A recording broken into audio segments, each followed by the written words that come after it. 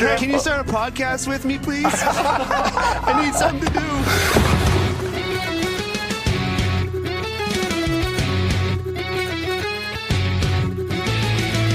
Pastrnak sent it out in front of Malkin to save. They score!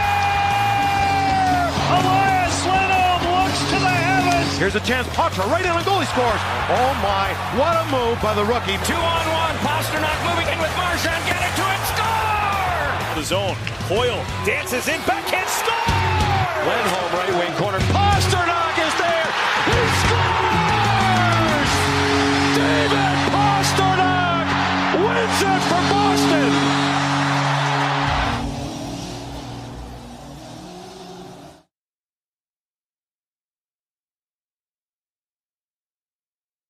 Welcome in, everyone, to another episode of Bruins Tape to Tape. I'm your host today, Caroline, and I am joined by my lovely co-host, Maria. Hey, Maria, how's it going? Hey, Caroline, what's shaking? Oh, just another day. It's February already, and it doesn't get dark until after 5 o'clock. So there you go. That's my silver lining for the deep, dark winter in the Northeast. Well, at least we have hockey games to focus on. Some good, some not so good. That's what this season is, right? Just like you said in a recent snapshot episode, when we think we're finally out, these Bruins, they pull us right back in. Like being in the mafia, man. Like being in the mafia. It sure is. So before we talk about what happened this past week, let's kind of set the table and what's kind of going around, what's happening in the Bruins world. We saw that David Pastrnak was awarded the #1 star for the month of January, and he's on fire. I think we've kind of alluded to, at least in several podcast episodes and in some of our snapshots, but he's back. I don't know what was going on, but I think he's back. What do you think, Maria? Where would the Bruins be right now if it weren't for David Pastrnak during the month of January? And that line in its entirety, but let's just focus on David Pastrnak because he has been on a mission. And, whatever inconsistencies he was dealing with at the start of the season, being more of a playmaker. I know there didn't seem to be a lot of chemistry going on there with Elias Lindholm, but he seems to have found a comfort zone with Pavel Zacha and Morgan Geekie. And he has been on fuego. He has. Honestly, they would be in such tough shape right now if it wasn't for him in the month of January, honestly. Yep. He scored more goals essentially in the month of January and that week after Christmas, basically than he did the entire first half of the season. And at the rate that he's going, he could very well be knocking on some franchise records too, even before the end of this season. If he continues at his, 10, 11 goals per month pace. On Saturday with his hat trick, didn't he surpass the GOAT? In Bruins statistics, he's surpassed Bobby Orr in some type of points statistics. He's racking them up for sure. We will definitely be doing a special player profile on him. And again, also, this is our promise to you in the downtime. Also, Brad Marchand, because he's got a couple more big records that are coming up for him. But we like to have those showcase spotlight episodes. So we'll be definitely reviewing the things that he's accomplished this year and probably what he's likely to accomplish next year, assuming he stays healthy. But I think for me, the biggest indicator that he is absolutely back is it's not just that he's in the right place at the right time and he's really shown how he's grown and developed as a player out there because he's not just standing in his one spot. But how many times in the fall did we see him, go bombing into the zone, get up to the goaltender, and then just couldn't get that puck up, couldn't quite get it to where it needed to go. And he is hitting his marks spot on with his shooting. So, I mean, that's something that, that's not a chemistry thing, right? That's him specifically. And I'm relieved also that element is also back. And, some of what has been a sore point for him and that he's been criticized for in the past is his turnovers, his ability to just kind of maintain the puck, be strong on the puck. And I would say that the game against the Rangers, which we'll do later on, he was all over that game. All over that game. Both, from an offensive side of things, he's gaining the trust of the coaching staff where they're putting him out there late in games. Hence, his ability to, he's a couple of empty net goals. So he's making strides to have a little bit of a defensive aspect to his game. Yep. So, I think, and I know I'm going to get laughed at, and I know I'm going to get made fun of, and I really don't give a shit. But to me, the turning point for David Pastrnak was when that report came out from Rich Keefe on WEEI, whether people want to believe it or not, right? I have my thoughts on it. Others think differently, which is fine. We can agree to disagree on things. But ever since that report came out, I think he has heard the noise, is sick of hearing the noise, and is doing something about it. Yeah. Which is elevating his level of play. Yeah. So whether or not that rumor is true, I think it did a service, right? Yeah. It did light a fire under their proverbial asses. 100%. Yeah. And I think his on-ice leadership has really skyrocketed to the next level, even just in the last couple of weeks. Again, seeing his aggression, and almost it seemed like he was becoming even more of a well-rounded player out there on the ice and showing his team, like, I am out here, I am doing all the things.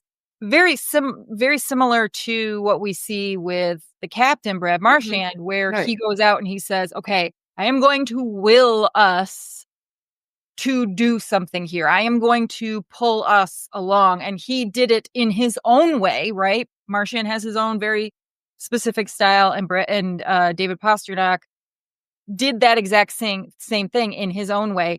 And, you and I have talked plenty on this podcast since the day that David Pastrnak and Charlie McAvoy have been given their A's, being a little confused. Yes.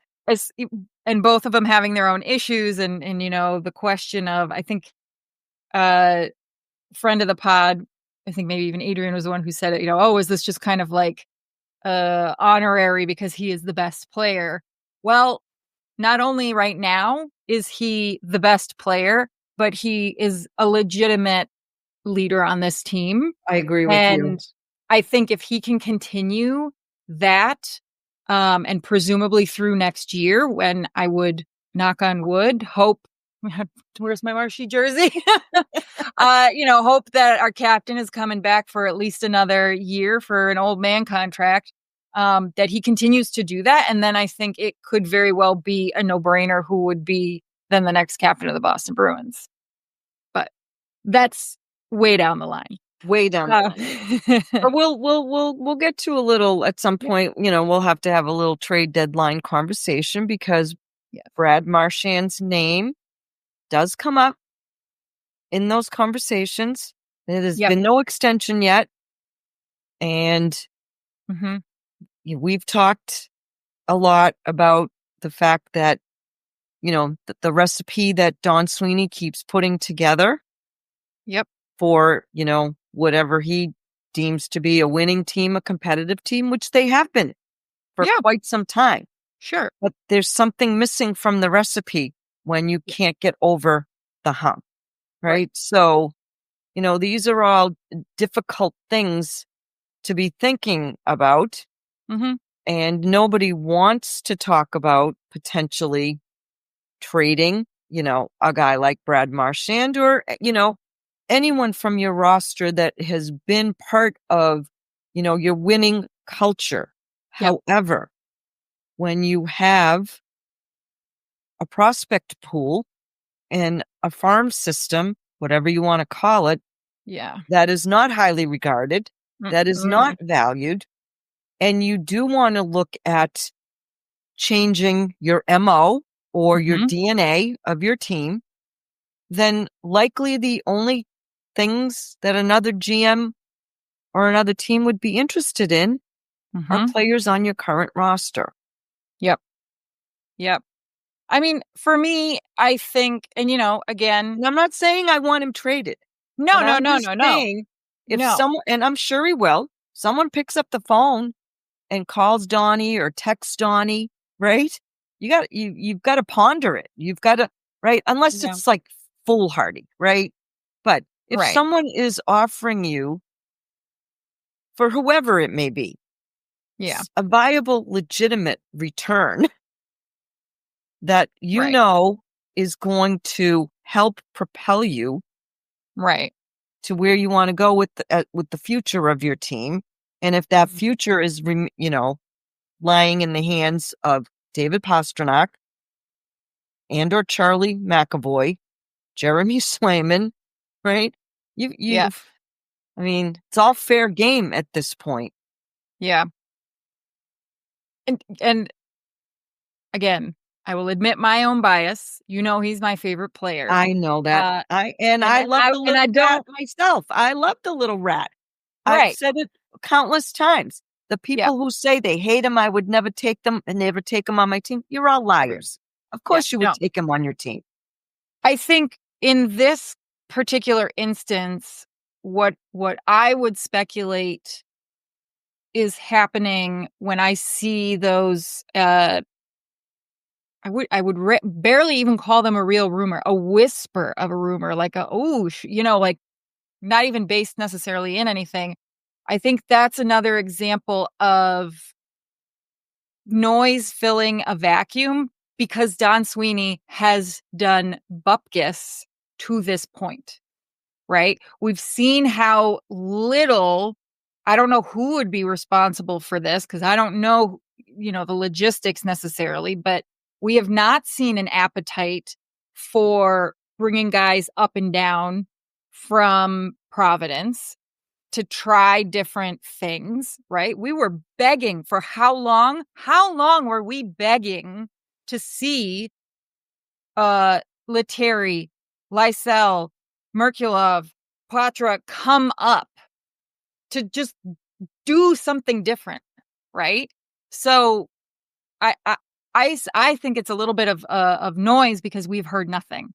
That yes, it is early in the trade deadline. But there have also already been two very notable trades that have happened. Big trades too. So it's not, it's not out of the realm of possibility that, Yes. And I don't think we should be buyers. I really don't think that we should be buyers this season. I would like us to be, but I don't think they're in a position. Have you seen anything that would give you any indication that would make a difference? No. That would make a difference at this point?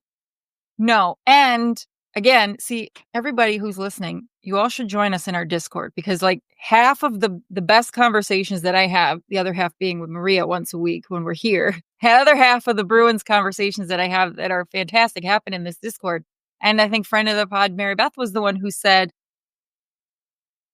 for let's say the Jacobs family to entertain the idea of getting rid of players, firing, quote unquote, firing players before they deal with the situation of their front office is like rearranging the deck chairs on the Titanic.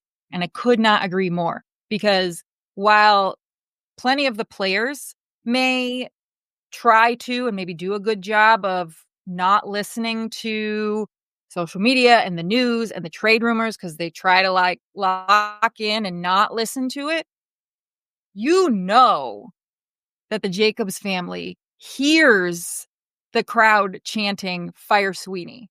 Mm-hmm. You know they hear it. They're listening because that's the customer. They want those seats filled. Mm-hmm. So they hear it.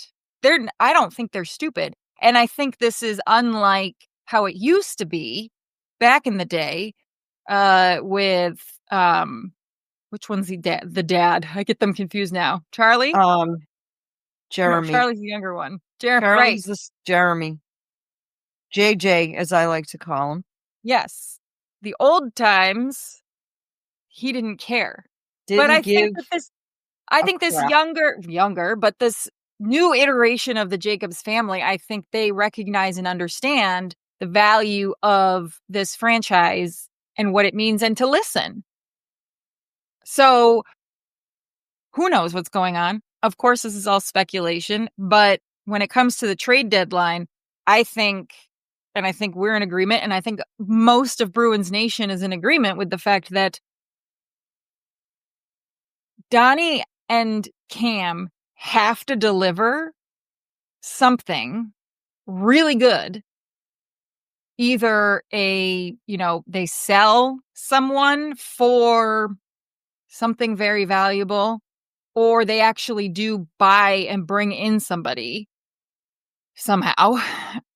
I don't know who it could be, but like they're going to have to pull out all the stops.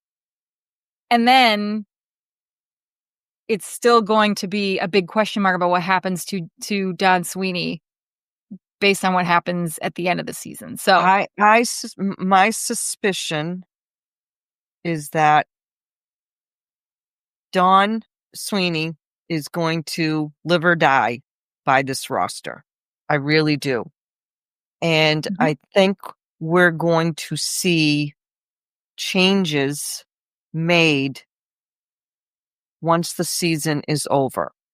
So whether the Bruins make the playoffs or not, whether they if they do make the playoffs and they're out in the first round, which is right. I mean, let's call it like we see it. Realistically, we love this team, we follow this team, we talk about this team.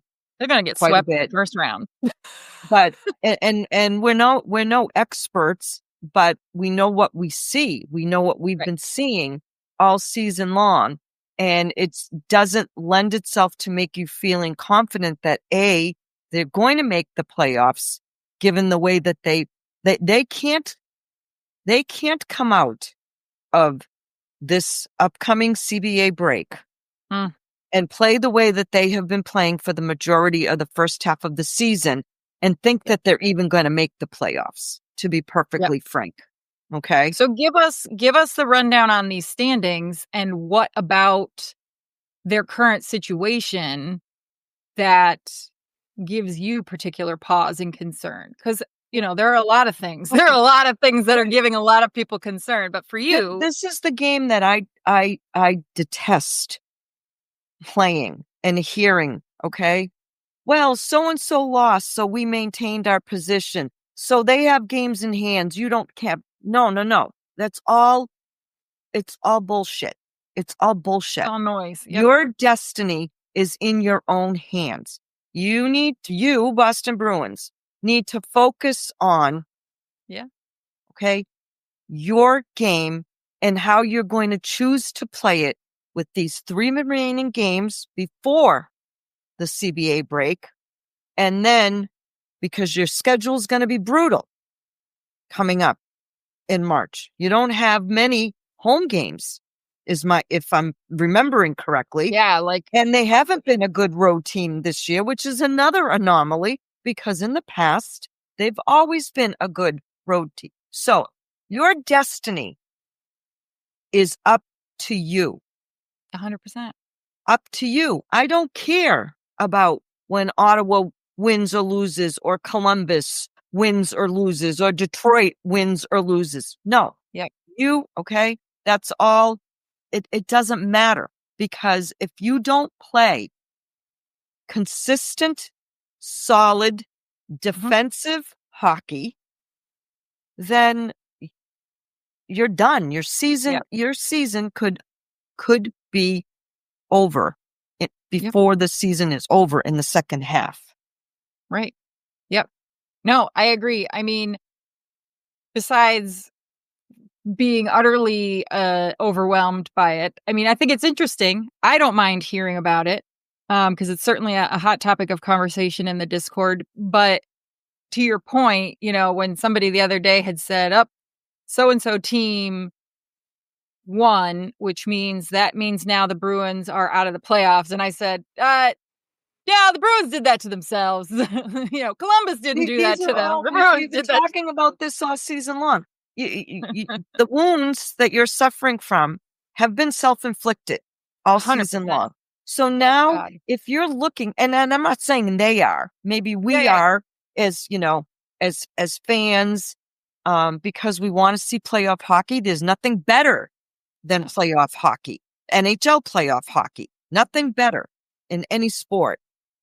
But you can't now rely on someone else to make you to lick your wounds. You've done it to yourselves. So the only way to change that is to change your approach.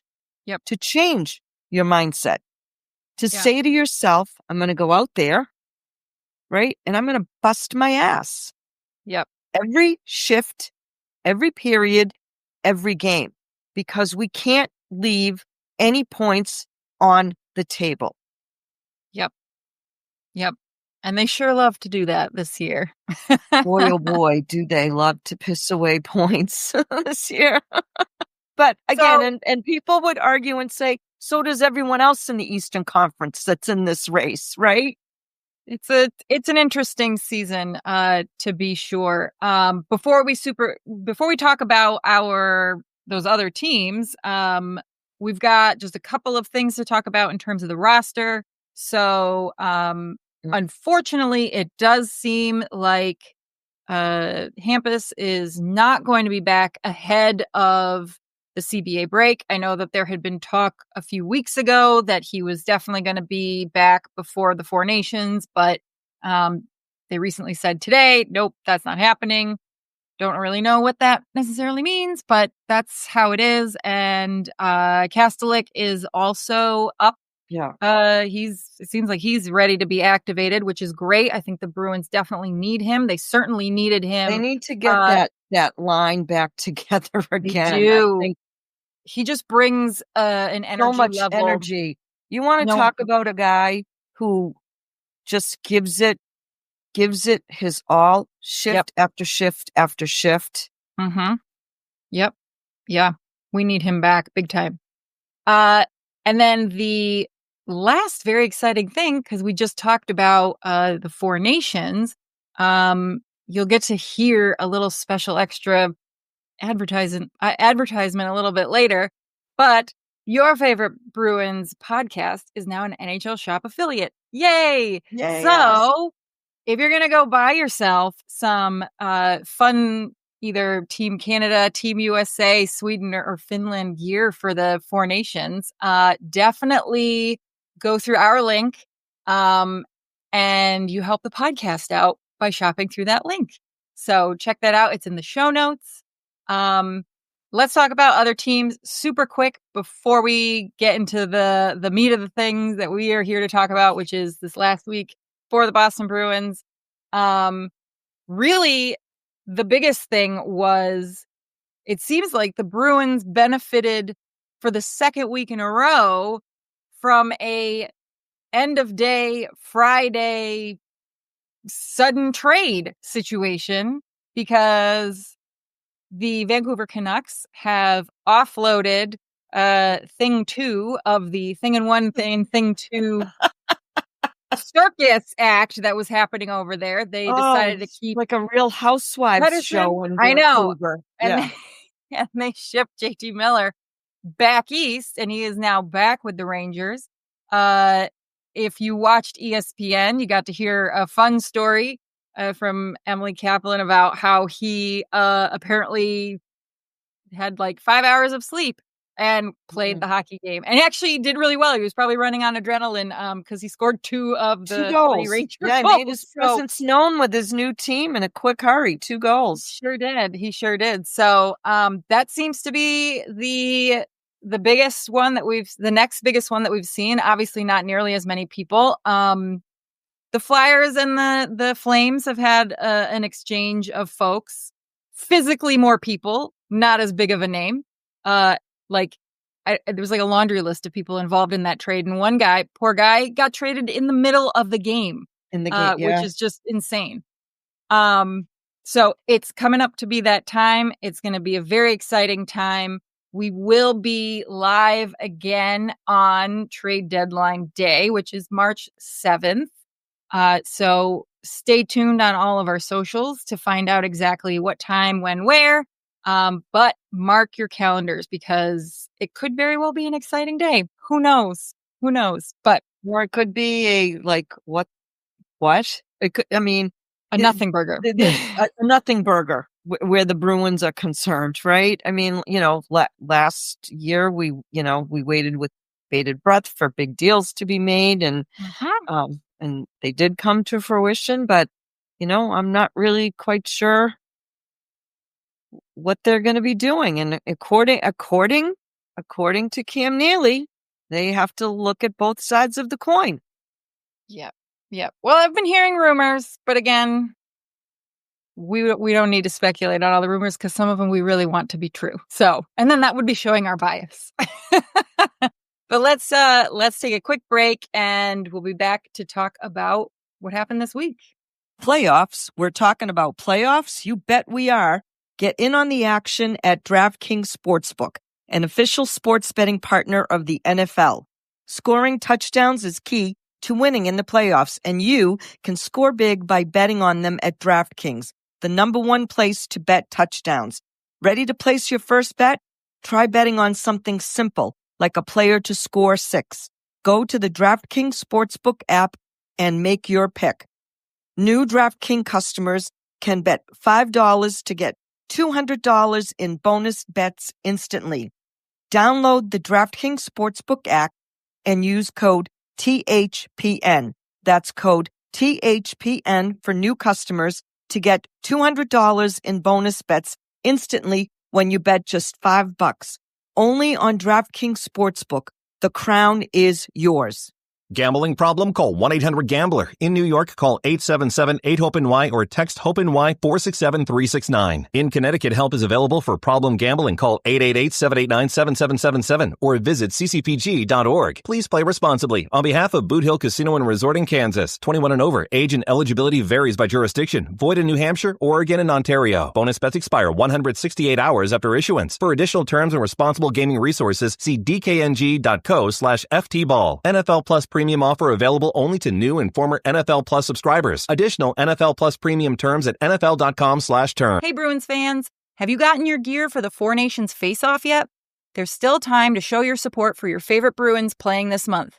Shop the NHL store with us by clicking the link in our show notes and get free shipping on orders of $24 or more now through February 7th. All right, so we had 2 disasters and a delight. We debuted the wheel, and we were right 2 out of 3 spins. It's my new obsession. And I will say, as a technicality, in the Rangers game, even though the pointer did not land on it, one of the things on the wheel did happen. And that was, let's see, where is it? Allow an opponent to score. Oops, let me bring this up. Allow an opponent to score within 1 minute of the Bruins scoring. And that is absolutely something that happened. Yes, it did. So who knows? Maybe next time we do a little bit of a bingo. because it seems like something that is on this wheel, it happens in every game. And yes, there is something positive on here. We do have one that says actually show up.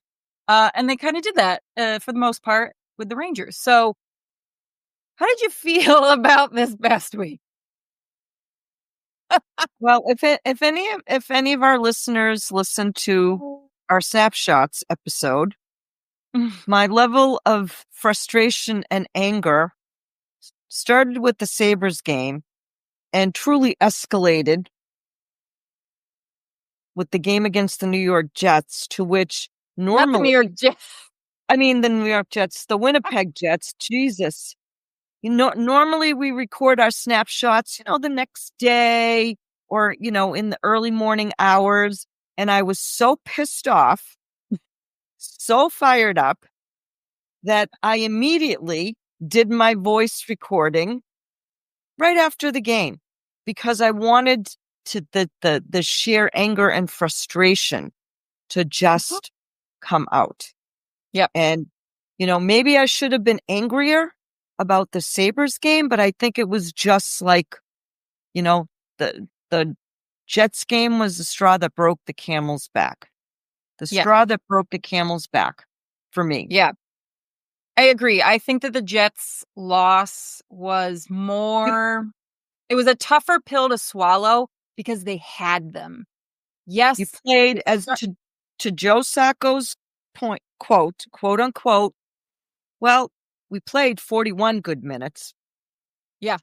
So first two periods, they stayed with one of the better teams in the league, top team, who arguably probably have the best goaltender in the league in Connor Hellebuck. Yeah. Mm-hmm. And then you had that goal to start the third period. And then the mistake by Lowry, and then the floodgates opened. Jesus Christ. Like the fall just is monumental when they fall. What he was thinking, I don't understand. I don't know. And I get it. Listen, risk reward when you're playing young players and you're putting them in hard minutes. But Jesus. Yeah. You don't put the puck in that place. That's just, to me, hockey 101. I'm sorry. That is hockey 101. Yeah. Yep. That's, you learn that in 10U. Like it's fundamentals of the game. And it I wasn't rewatched just him in that no. in those last 19 minutes. It is unfathomable to me that our forwards and our defensemen still allow the opposing team to skate up through the middle of our ice unfreaking touched. Untouched. A defensive core that has got good size and meat to it that rarely hits anybody. Yeah. Yeah. So much for the, assignment of getting larger bodies, right? That's what Don Sweeney was tasked with doing when it came to the free agency. Yeah, you got size. You got rid of some of the smaller players. But you got guys who are not doing anything. I mean, the number of times, and, yes. The miscommunications, I just, lack of concise, quick, smart decision-making. This has been this team's, again, Achilles heel. They were supposed to be a good defensive team. Mm-hmm. Yeah. The fundamental mistakes that I think I'm seeing, at least on the defensive side, I mean, the number of times I just yell, and yes, we have also been picking on Nikita Zadorov a lot. Mm. The man is very expensive, and he doesn't and he doesn't play the man. Nope. Like, you play the man, not the puck. That means you don't look way over there where the puck is. You have to have the awareness of where the other bodies are. And, like, yes, you can't interfere with them. You can't, hold him or check him or whatever, but you still got to play the man. The number of times he doesn't do that is astonishing in a single game. He's not alone in Maybe you that, have a because I've situation seen that in once. Brandon Carlo too this season. And I've seen I that was in gonna say Brandon that too. Carlo too this season.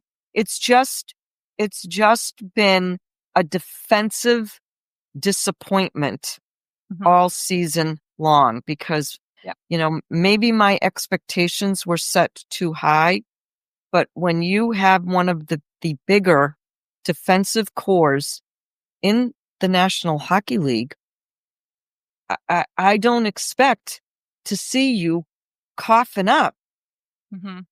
4, 5, 6, 7 goals Mhm. a game.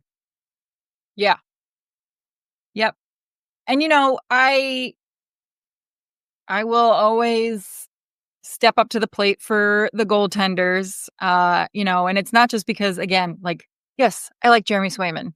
I'm a fan, right? But I also have a particular affinity for goaltenders, and I'm a goalie mom. Like, I learn more and more every day about what it takes to be in that position and the things that they have to do. And I see these numbers, and yeah, do the goalies have their games where they completely lay an egg? Absolutely, right? They're not faultless in a lot of Right. these Sometimes, situations where yes, things yes. go sideways. But, sometimes I feel like we need to remind, I do, certainly when I'm out in the social media world and interacting with folks on game day, like, it's not just Swayman's fault today, right? Like, yeah, he let in 6 goals. First of all, do you know how many shots he faced? How many shot attempts he faced? Because the Bruins, to your point, the defense has been letting them walk in. Please come into our zone, right? Like, they've just been welcoming them in. So what do you expect? I had no words. And there's way too many high danger chance. Yeah. Way too many. They're giving up way too many high danger chance shots. I think I heard a stat today that they're a minus 26 goal differential. That sucks. That's That pretty horrible. sucks. Yeah. It's horrible. Yeah. And it's one of the worst in teams that may have an actual shot at making the playoffs. Right. It's actually I don't know how you can expect to make the playoffs with that type of a statistic looming over your head. No.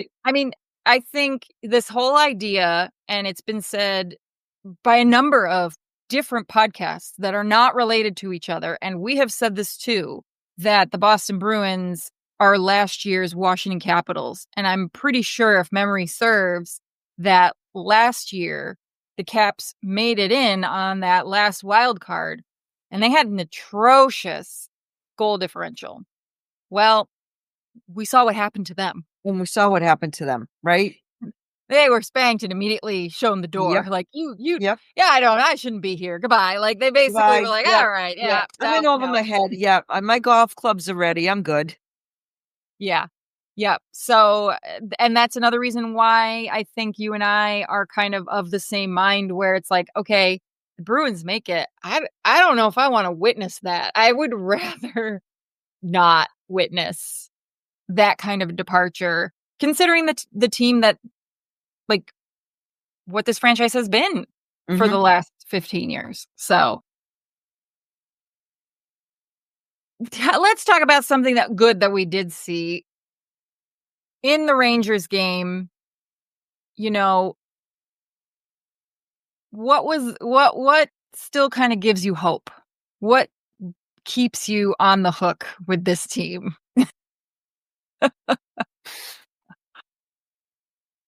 They played a solid game.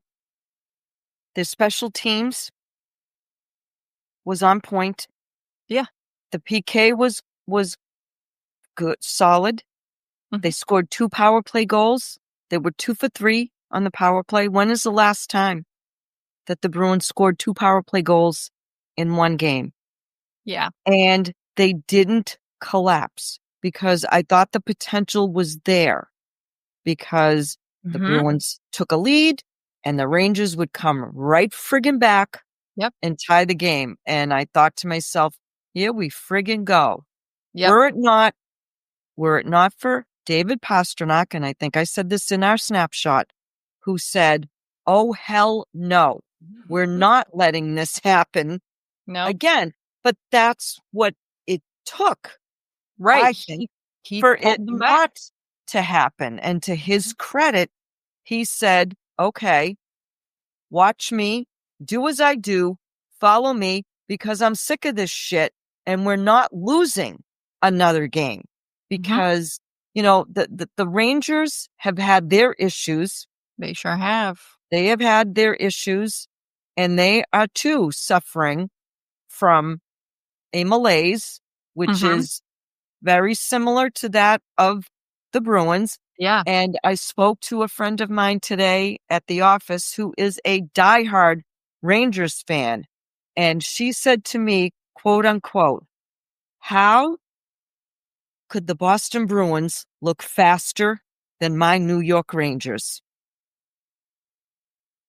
So while, right, you look at who the opponent is, but at this point, I don't care. Get the points. I don't care who they're against. Okay. I'm going to give you credit for getting the 2 points. Right. Because you needed them and you did good things on the ice. So still having issues with players opposing team waltzing in to our end of the ice, untouched, unchallenged. Yeah. Which it's that's the type of play where I say to myself, even if you guys make the playoffs, you could be done in 4 games. Oh, maybe yeah. 5. Maybe 5. Oh, yeah. Yeah. Yeah. And I mean, the way things are looking right now, I mean, at least they'd probably play Washington, and I mean, at least that would be better than getting swept by either Florida or even worse, Toronto. But we don't want to even flirt with that idea. So thinking of these 3 games. I mean, and again, you know, we make it sound like they're one of the, you know, the Bruins' problems are just, you know, only exclusive to them, but it's not. You know, there is a bit of a malaise in the Eastern Conference that most teams, you know, have had there. And maybe this speaks to the parity of the league. Yes. I think so. Which, you know, and with salary caps going up, you know, teams like the Columbus Blue Jackets, they're on a mission. I'm telling you, they're having a special season. They right? are. They are Between having a them special and the season. Flames. We all understand likely what is motivating them to have the season that they're having. Yep. But, you know, with the games the Bruins have coming up here before going into the CBA break. So they have 3 games coming up. Everyone's going to go on a little hiatus as of Saturday when the 4 Nations tournament starts on February 10th. The rest of the league will go off on their merry way. But these 3 games could be, and I hate to say it, but it could be a make or break situation for the Bruins if they don't come away with a bunch of points from these 3 games before they head into the CBA break. And these are not easy games that they're going to be playing. They've got the Minnesota Wild. They're good. They're good. Yeah, they're good. They're good. Bill Guerin has done a good job building that team. And then you face the next night, the New York Rangers, again, at MSG, and don't think they're not going to want a pound of flesh back from you after you shellac them. 6-3. That's that game, honestly, the Wild game and the Rangers game have a high chance, I think, of being very, very physical, very chippy games. Mm-hmm. The Wild, they just have those characters. They got, Foligno. So that's just who they are. I think they're a tough And team. I think there's going to be some carryover from the Rangers game because and that 100%. Yeah, Adam Fox and Marchand were going at each other. Yeah, that's going to be round 2, and I think that one the refs are going to have to be on their game to manage that, because otherwise it could very well be a circus. But then, and then they play the Vegas Golden Knights, and in spite of them kind of being on a bit of a slide, they're still a freaking good team. No, and their motivation is going to be, right? Your former coach, their current coach, right? Yeah. And they've got tough. And they've got a tough schedule coming up for the coming back from the break. Now they've got the Ducks right after the CBA break on the 22nd. They got to go to California. They haven't done their California trip yet. Right? Oh, yeah, this is a road trip. Yeah. So they've got the Ducks. It's another 10-day. The Maple Leafs, the Islanders. These are not, these are all teams that are too, for the most part, fighting for their playoff lives. And your month of March is no walk in the park. No.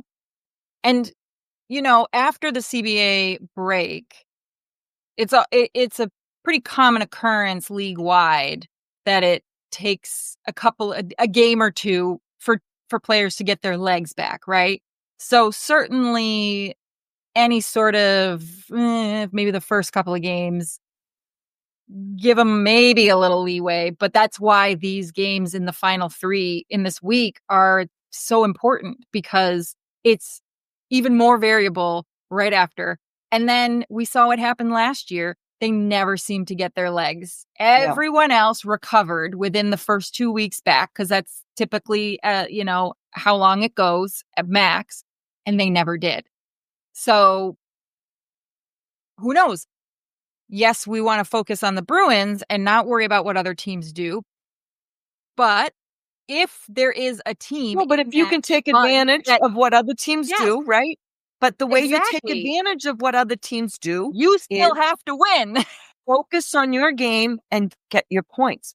To me, it'll be interesting to see how the players who go deep into the Four Nations tournament, how it impacts them. How it impacts them when they get back to their teams. Yeah. Yep. I think we shall see, right? I think Brad Marchand, he's going to get a bunch of good minutes. Charlie Swayman, McAvoy, likely not, right? He's the third goalie, unless he's got no and you don't wish this unless there's an injury to one of the other two guys. Like I'm thinking Charlie McAvoy, as he's been named an alternate captain, he's going to be logging some minutes in these games. Yeah. Now, on the one hand, for Charlie McAvoy, because he missed a whole bunch of games, this could be good. This could kind of keep him going in his recovery with whatever the heck happened. Jeremy Swayman, this I think actually could be good, because I think he'll be more active during these 2 weeks on the ice, practice, whatever, skate, as opposed to, sipping Mai Tais on the beach. The one that I'm worried about is Brad Marchand, because he has played every game. He plays every game at 110% level, and he's 36. And he's 36. No, I agree with you. I agree with you. He might not be getting the same minutes that he gets in a Bruins game, because he's, a top 6 player in general. That is, I'm not qualifying that in any way. Like, if he's going to play on a line with Sidney Crosby, he's going to be playing a lot of minutes. But that's the thing, right? Like, I don't know where he's going to land because Team Canada is so loaded that someone as talented as Brad Marchand, he could very well end up on the fourth line. And that doesn't mean he's a fourth liner, but I wouldn't be mad if he did because I would rather he not play, 20 minutes. I would rather he not. But I also worry about, I also worry about Pastas, right? Because he's on a tear right now and he's not going to be participating as well as many other stars in the league in the Four Nations tournament. So how does that or not impact, right? I mean, we're just, we'll see. And who knows? The other Bruin that we didn't talk about because I kind of feel bad. I feel bad about Elias Lindholm because I want so much more from him. I think he has so much more to give. I think he is just seems a little lost. And I think that the effort is there for the most part. The effort is there, but there's something's just not clicking, connecting. Yeah. And I think he's kind of a victim or a casualty of whatever this lack of overall chemistry is. I think he's kind of gotten maybe a little bit stuck on the outside because of whatever this is. Yeah. So who knows? Maybe this will be good for him. He'll be on a team with his countrymen playing a lot of good minutes, I'm sure. Maybe it'll boost his confidence. Maybe it'll give him something from that. So he's one that I also that's the hope of the Bruins organization too, to be perfectly honest with you. Yeah. Because if that doesn't come to fruition, that's going to look like a really bad signing by Don Sweeney. So. Yeah. It shouldn't take this, I understand coming to a new team, but it shouldn't take this long to get acclimated and to develop some chemistry. And to some degree, you have to help nurture that chemistry too. So, I who knows what is going on and maybe he's trying and it's just, he's just stuck. Maybe he's just stuck right now. Yeah. So hopefully this dislodges him to some degree. So give me your stick taps and who or what is going in the sin bin this week, Maria. So unfortunately, because we have the 7-2 loss to the Sabres and the 6-2 loss to the Jets, it's very difficult to find stick taps. Yeah. So but overall, my stick taps are for pasta. Of course. Just pasta. There's nothing more that can be said about, what he is trying to do by his play on the ice and by his just sheer will. And I will give the penalty kill units and the power play units some stick taps as well. Yep. Yeah, definitely. That was good to see that it still has some life, even if it's on life support. And they needed to stop the bleeding from the previous games. And so, we've said numerous times that if the Bruins are playing a team that has an ailment, the Bruins can help cure. So the New York Rangers helped cure the Boston Bruins ailment on Saturday. Yeah, so I'll take it. Yep. So who's going in the bin? Well, I know you're not going to like hearing this. I know you're not going to like hearing this, but I'm a realist. Brad Marchand needs to spend less time in the penalty box and more time on the ice. He is of no value. Yeah. When he's sitting in, because first of all, you're a valuable penalty killer and you need to be on the ice. And so,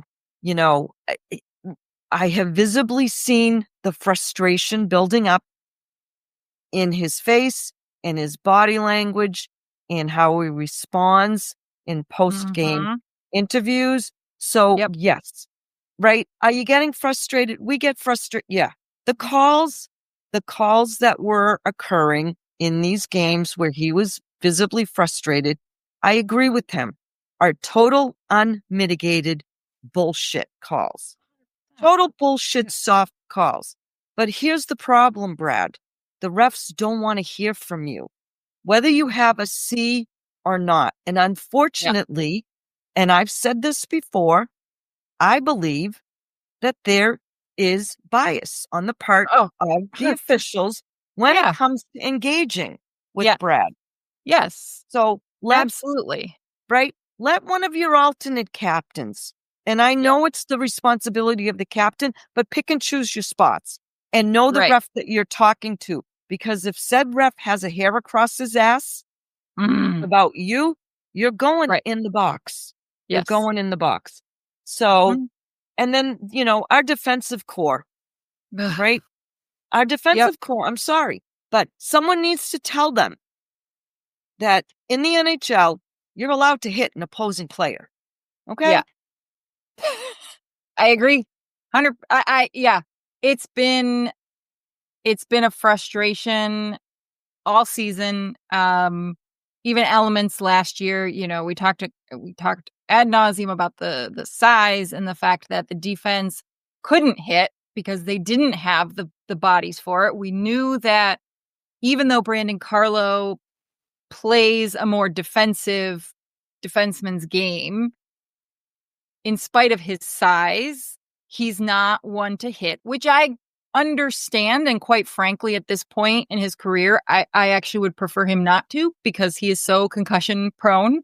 That's fine. You don't have here's to. Where but everybody else needs to. Bit. If you're going to play defense in the NHL. Yeah. I know. That's going to be a little bit of a part of your game. I'm sorry. With his size and his stature, it's got he doesn't have to a little part of your game. This is why I would not be opposed. Yeah. If Don Sweeney would be entertaining offers or shopping Mr. Carlo around. Yeah. Yeah. That's one that it makes me sad, but I see it, I have been waiting. One of the first things I said when he was paired up with Chara, I can't wait for Chara, right, to mentor him, show him how, to use his stick, cut the angles, use your body. And he now, how many years has this been now? Yeah. Right? And I can't stomach the excuse or tolerate the excuse. Well, it's never been a part of his game and it's never going to be a part of his game. Well, I'm sorry, but this team needs it to be a part of his game. No, you're right. You're right. That's the position, right? I mean, yes, you're supposed to check, not just with your body. I'm not saying drill someone into the boards. Okay. That's not what I'm saying. Right. He still needs to play with a level of physicality that we are not seeing from him. And particularly this season. This season's been a rough one for him. He's one of a handful on this team that just cannot get out of that quagmire. Yeah. He's one of a few, and him, Freddie, like they just can't pull themselves out to even have one impactful game, right? And yes, I understand that. Actually, I think both of them have scored. I think Carlo has scored a goal. But yeah, I know Freddie has scored goals. I get it. But those goals in those games were not impactful, right? They didn't do anything. And so unfortunately, Freddie might have had one that was like, they scored the first goal. Okay. But and again, I'd have to dig through to even find that. And I'm giving him probably, a little more credit than, our Discord BFF Mo would want me to give him. But I do agree with you that, these players are not in a position where they're helping to elevate you to where you need to be with a consistent level of play, because their level of play has not been consistent throughout the course of the season. And yes, they're not alone, but these are the things that a coach needs. It probably keeps a coach awake at night. It probably keeps the GM awake at night. But these are the things that you need to think about, right? Especially for a guy like Frederick, who's on a contract year. And this is how you're performing. This is how you want to try to earn your next deal. Like, help yourself. Yep. Well, time will tell. We are just coming up on a month. It's almost a month to the big day. And that's the start of, as I called it last year, it's the start of, the high holy days in hockey. You've got CBA break, trade deadline, playoff, final run, then the big show. So we're getting to the time of year where things are going to start happening and moving very quickly. It could be a very exciting end of the season if you are a hockey fan. To be determined if you are a Bruins fan. But we will be here every step of the way. This is our cross to bear as Bruins fans and Bruins faithful. But any final thoughts before our final 3 games? And we will be having our regularly scheduled episodes, so you guys will be hearing us debrief these final 3 games. But going into this final week, Maria, any last thoughts? Yeah, go out there and get the points that you need.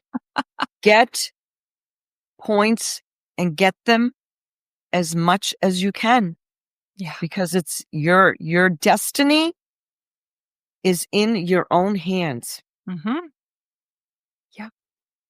Well, on that very joyful and lighthearted note,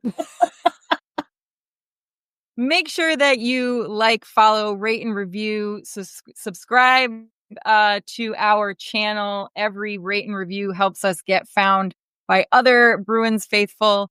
And don't forget to check out our affiliate link in the show notes.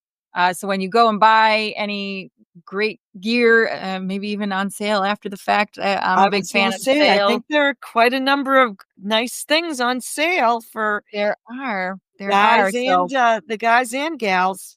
So make sure you go through our link. But as always, thank you so much, Maria, for another fantastic hour-long conversation. And thanks go for Bees. driving our bus tonight. Go Bees.